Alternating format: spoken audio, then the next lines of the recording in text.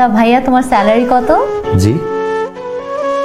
ভাবি এটা কেমন কোশ্চেন হলো? আরে এইটাই তো আলটিমেট কোয়েশ্চেন। একটা মানুষকে তুমি আমাদের সাথে ইন্ট্রোডিউস করাতে নিয়ে এসেছো, তাও আবার বিয়ের ব্যাপারে। তো সে জব করে, স্যালারি কত পায় সেটা জানতে হবে না? ভাইয়া কত? জি, মানে একটা সরকারি চাকরিতে, সো ঠিকঠাক চলে যাবে। How dare you R!